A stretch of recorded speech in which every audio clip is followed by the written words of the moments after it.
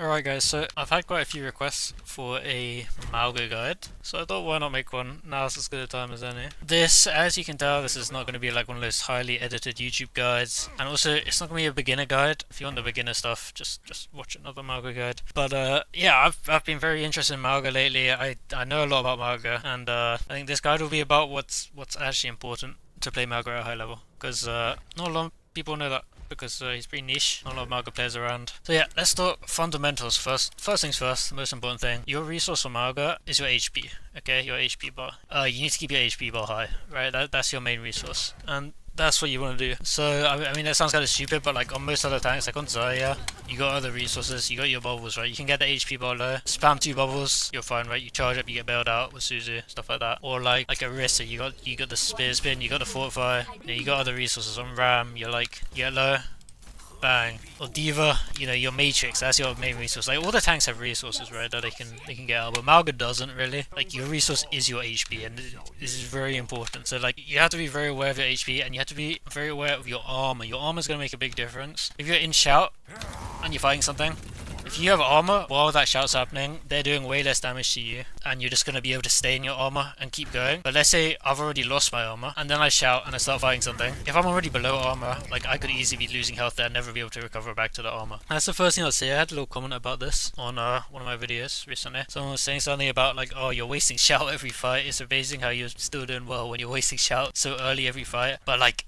early shout is really OP. The only other Mauga player who I really wish was Boot Chop, and he does it as well. And like, it's just if you play Mauga, you figure this out eventually. I think early shout is so OP. You need to shout and have your armor still, right? Ideally. So if I'm running in and I'm taking a lot of damage on the engage, I'm always going to probably just shout the slam and try and get my armor back, so that at the end of my slam I already have my armor back, and throughout my whole shout I just have my armor, and I keep the HP resource high, right? Like, it's worth trading the shout just to keep the HP resource high, and then later in the fight I'll get my shout back because I used it nice and early. So let's talk about the shout stomp, which is what I was talking about earlier. This is your main tool on Mauga, it's your main tool to outplay it and everything. Obviously, as we know, the shout is a lifesteal ability, and the stomp is like insane burst damage. If you stomp everyone on the team, do it normally, it's whatever, you get a bit of crit health from the critical damage, right? Because it's Mauga, you get health from critical damage, you get a bit of green over health, but that's about it. But if you shout your stomp and you get a big stomp, you just instantly heal like 700 HP in a second. It's really powerful, it's really OP, and it is basically, it's optimal to do it like the last millisecond before the stomp hits, right? So like, running in, bang, you shout, then hit the stomp, you get a bit shots off with your shout, and then hopefully you'll get it back mid-fight and you can look for another shout stomp to clutch up, right? By the time you get your shout back, look for another shout stomp. That's how you can turn fights and clutch it. But shouting your stomp, very, very important, and that's kind of the main way you're going to keep your HP high. So another thing that's really useful is to play pretty stompy. Like, you want to commit to the stomp a lot, even if you don't have a hit. You can just run in here. Let's say I'm not hitting anyone. I still, quite a lot of the time, you want to go for the stomp because it's pretty low risk and it's pretty high reward. You're going to get stomp kills off it quite a lot, and like game-changing stomp kills. And there's not too much downside. Like, obviously, if it's just absolutely not going to get anything, cancel your stomp, right? Like, if you're just absolutely nowhere near anyone, you cancel it, right? But if you think there's a chance you might get someone, you should always err on the side of just go for it. Just go for the stomp and commit to the stomps. Be stompy. I've tend to found that's just like the higher win rate strategy. So another couple of things you can do with the stomp. You can boop stomp people, so you do the boop into the stomp. Yes, you can boop them into the crit stomp for maximum damage. Even if you miss like that, it's still very good damage, especially with the Firewalker major part. But even without, booping them into the stomp is like somewhat comparable damage to the crit stomp. It's almost the same as a crit stomp. So even if you miss, it's very good, and if you hit it, it's very, very good, right? So boop to stomp's always an option. Also, if someone's like in your face and you can't really boop stomp them, maybe it's a stalwart tank, maybe it's like how they're playing, you know, they're able to dodge your boop stomps, like you notice, because after the boop they can strafe and dodge it, right? So if someone's good at dodging those and you want to just go for the stomp straight away, you can also do this thing where you like jump backwards as you charge a stomp, and it means you can do it much closer, right? So you can be like here, bang, I can stomp in super short distance because it's a back stomp. I'm jumping backwards while it's charging up, got momentum, I can do that. Also, other stuff for the stomp. So obviously when you're rolling out, we all know that you can cancel it. As he does that animation, you go flying, get a bit more speed. But even better than that, what you do, as you go flying, you just hold space, you get the B-hop as well. That's the maximum speed rollout. Another thing for the stomp is when you press space in your stomp, it locks you in the animation, but you can do it mid-air, so you can cross a lot of distance. So I think this one, I'm pretty sure it works here, this should be a good example. Bang. Right, you see what I mean? So you wouldn't think you'd be able to make that, but If you press space at the right time, you can make a few different rollouts on Mauga, so that's another little thing to know about the stomp. But yeah, that's basically it. That stuff isn't really that important. Let's get to some more important stuff. Okay, aiming. How do we want to aim at people? Now, I will say, if it's a big tank, you got a lot of spread, okay? So you just want to be shooting in the middle. The middle, you get the most bullets hitting. I know people like, oh, shoot at their neck, but that's so fake. You definitely want to shoot the middle. And then most of the small characters in this game, I think Trace is a bit of an egregious example, but like, look at that leg hitbox. Like, it's huge compared to the top. Oh, I guess you can't see the actual hitbox here, but just trust me on this. It's way bigger. Like, the top is tiny, right? So I wouldn't even shoot the middle on a lot of these characters. Say like Tracer, say Arn is another one, Kiriko's another one. Kiriko's might be the most extreme one. But yeah, mostly all these characters, to be honest. A lot of them you want to shoot feet. Cassie maybe not. Cassie you shoot in the middle. But yeah, what I'm saying is you never aim for headshots. You always aim for basically just go center of mass to be safe, or you can go feet on certain characters, right? Aim nice and low down. It's very important because with the even with just the primary fire, I know this one technically it can headshot and do stuff, but you just want to set them on fire as quick as possible with this one. You just set them on fire with this one. Keep aiming for the biggest hitbox you can, and then if you're spraying both, obviously the spread is massive. You need to shoot at the right place for that. And obviously if you're right-clicking a burning target, you don't need to hit their head, right? Because it's going to crit anyway. Reload. Okay. So as you see in team play, what I always do with Mauga for the reload is I'll always reload before I engage. You start reloading and then you'll be like 3, 2, 1, and bang. Run in. Then you have enough ammo for the fight. You always want to have your ammo before you engage. Just the reload animation is brutal if you get caught doing it. But if you do it before you engage, you should be good. Basically, you should already have enough ammo for the fight. And you'll notice I never take the reload bug. I think if you're doing this, you're generally fine ammo-wise. And this overhealth bug is really strong. You want to have it, really, if you can. Those are like the basics of the character. Let's talk about how you play different matchups. So for a start, you've got a question of who you want to fight, right? You can always walk on the enemy tank, and that's always a very good option on Mauga. It's kind of like, oh, the brain dead thing, Mauga's just shooting enemy tank. But you always have the option of going the enemy tank. Quite often with Stomp, I'll normally do this with Stomp, right? I won't just walk at them. It depends who it is though, right? Like Zai, you don't want to go for the Stomp. Queen, I wouldn't want to Stomp either, right? So it depends on the specific matchup a little bit. But like quite a few of the tanks, generally you look for the Stomp and you shoot a tank. That's always an option.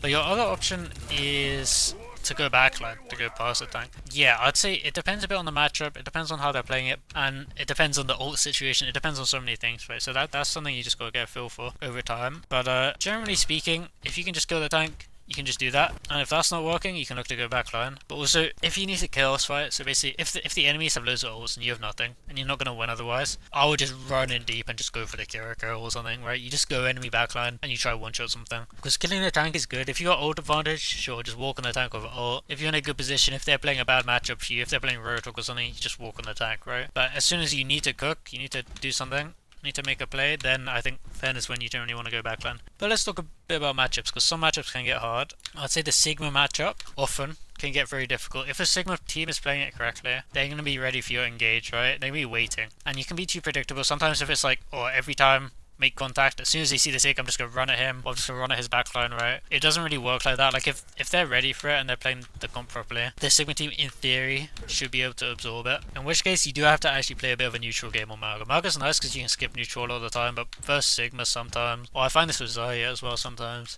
you'd have to actually neutral them because they are one of the few tanks that can actually absorb your engage properly, right? So versus Sigma, the way to neutral Sigma is you just look for the stomps. You look for the stomp here, and you just turn around, run away. Like look at the floor or something, whatever. Don't shoot your guns; it's gonna slow you down. You just run away. But yeah, you just look for the stomps of the Sigma. Run. You speed back out. Then you go again in 6 seconds, right? If you need to shout on it, you need to shout on it. Shout stomp. Run away, and hopefully it forces all their shit, right? It's gonna force all their cooldowns. They can use rock, they can use shield. They're, Suzu. Depends what they're playing. They might use nade. Whatever, right? They use all their cooldowns on that, and then if you can get a good cooldown trade where you force all their cooldowns and you get out, you still have HP, straight in, you go deep, then you just hard commit and you take the fight. If you can't force a good cooldown trade, just try live, you just wait and you just go again, right? You just keep going again, and the shout is like off cooldown every 2 stomps, I think, right? So go here, let's say they've shot me really hard, I've had to shout this, I've had to run out, I'm low HP, I have to heal back up, right? I can go straight back in here again, or I can, I almost went off the map, but yeah, I can look for another stomp here, run away, live, and now look, we got the shout and the stomp back, then is probably your opportunity to go hard now with a shout stomp. Hopefully they've used enough cooldowns by then. Okay, but yeah, that's how you have to neutral the Sig. Sometimes that matchup can be very difficult. So about another matchup that's not difficult, but you might want to play a little different to normal. It's the ball matchup, right? What do you do? Because it's like, oh, you just shoot the tank, but he's not gonna let you shoot him. You're not gonna be seeing the tank. You'll be stuck fighting his backline a bit, and that's gonna be awkward. So what's very important versus the ball is that your team plays with you. This is the most important. You need your backline to play with you. I guess kind of you play with your backline, but also you need your backline to play with you. And you just stack, you walk around the map together, because the ball can't do anything. If he's on you, or if you're on him, he can't do anything, right? But if the ball's on your backline while you're on their backline, he's going to outtrade you, and you're going to lose the game. So that's the one thing you can't let happen versus ball. So that matchup's a bit different. You want to play a lot more stacked with your team, and just walk around, clear out the different angles on the map, force the objectives, and shoot the ball if he ever tries to do anything. If the enemies go D.Va, normally you just want your team to counterpick, but you can play for stomps on the D.Va. You don't want to waste your ammo while she's matrixing. But generally, your team's going to be on counterpick stuff like Mei, like Sim, like Vendetta. And be shooting the D.Va, and you can just always bully her off the point. If you're really struggling, you can get yourself a Juno rig that completely destroys D.Va, and it's very hard for her to go near you or play the game. Another interesting matchup is Junker Queen, because sometimes Junker Queen can absorb your thing, similar to, I guess, to the Zarya Sigma, but it's a bit different to those in the sense that it's not absorbing the engage, playing like a spam and trying to absorb your engage. It's more like she can actually outpro you sometimes. I'll say the main thing to do against Junker Queen, if you're struggling playing normally against Junker Queen, the main thing you can do is you just play range. She has no range, she can't do anything at range. She's kind of useless, so you just play out her range and just shoot her from across the map, right? And just focus her down, don't let her play the game. If you're struggling against her, you can always play range, that's always an option. But yeah, the matchups, it's not, you gotta try different things. It's not just about what characters they play as well. It's like, oh, I've solved the Sigma matchup. It depends completely on how the enemies play the matchup. A lot of Sigma teams, it's like, I can just go on turn 1, and we can just kill them. So what you gotta do, you gotta try stuff, and if it doesn't work, you gotta mix it up. Remember, you got different options. You can go on the tank, you can go on backline, you can play for slams, right? You can play slow and farm ults and play for your ults, or you can just go on turn 1. You got so many options, right? So just think about what you want to do, and if it's not working, mix it up. Okay, let's talk a little bit about your teammates, because this is actually very important for Mauga. Unfortunately, it's kind of how the character goes, and this is why he sucks a bit in ranked, and it's a lot more fun in team play. What I would say that we've basically found out playing Mauga is that this character, the Kiriko, well, you can play Juno Break Restart, that is an option. But let's assume it's Kiri Lucia, because that's kind of just meta right now. That's a slightly better version of the comp. I guess same concepts still apply, but the Kiriko has to pocket you on Mauga. He can't be taking an off angle, shooting the enemy. Bang, bang, bang. Susing himself to take a fight on the off angle. Like, this is so bad. Susing himself is like GG for your game. You need the Suzu on you. So the Kiri should be behind you, should be pocketing you, and should be Suzuing you. And you should 3-2-1 with a Kitsu. But yeah, that's kind of how this character works. It's a bit silly with the matchup. So knowing that's how it goes, and it might be a bit boring for your Kiriko. But I don't know, it's still fun. It's exciting in its own way. You're running it down, but they shouldn't be shooting too much. They have to pocket you really hard. They have to Suzu you, etc. Right? That's that. As for your DPS, I would recommend, if you're playing ranked, I'd recommend stacking with a DPS, and you go in with them, right? There's loads of good DPS you can go with. Reaper's insane, Genji's insane, Venture's insane, Vendetta's insane. Those I'd say are the absolute best of the best. Obviously you've seen the little Mauga Mei combos. There's little combos you can do, like Mei counters the counters, right? Sim can be good for that in some senses. There's a lot of different cool things you can do that would be annoying. I would say double flex DPS is very good with Mauga, partly because they don't take resource, right? You want your DPS not to take resource, and you just get all the pocket on Mauga. It's kind of the strat. But yeah, what you do with these flex DPS is you just go in at the same time. It's very important that you're communicating with them and stuff, and they're going in off your engage, because when you engage on Mauga, the whole enemy team has to look at you, right? And then you get like a free Genji in the backline. It's like they're just in a lot of trouble. The whole enemy team's in a lot of trouble. That's like the power of Mauga. If that's not happening, if you're not getting your DPS are going in with you on Mauga, with your engage, they're in with your shout fighting. It doesn't even have to be in the shout itself, but they just have to be in the backline while you're taking the attention of the whole enemy team, or on the enemy tank, right? But they have to be pushing with you. It's very, very important, okay? So yeah, that's DPS and support. The final thing is, I guess, the final thing I had written down is comms. Comms are actually important on Mauga. First priority on comms is always if you're in or out, and it needs to be very clear to your team, like, we're going to get now, or we're not yet, right? This is number one priority. The second priority is your target, like who are you shooting, because it's just very OP. If everyone's shooting the same target at once, you just blow them up. Obviously, they don't have to be following target call. There might be a situation where, say, you run in on a tank,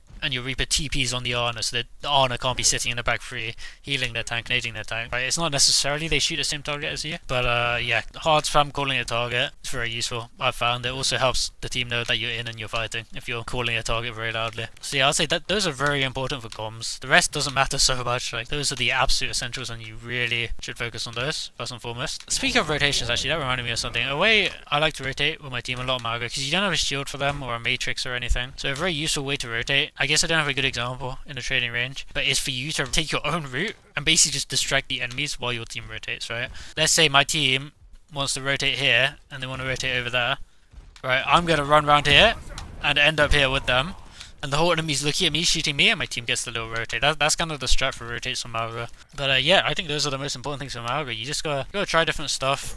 You gotta think about what you can do. But he's very OP, he's very fun. Hope you go out there and enjoy your games with Mauga.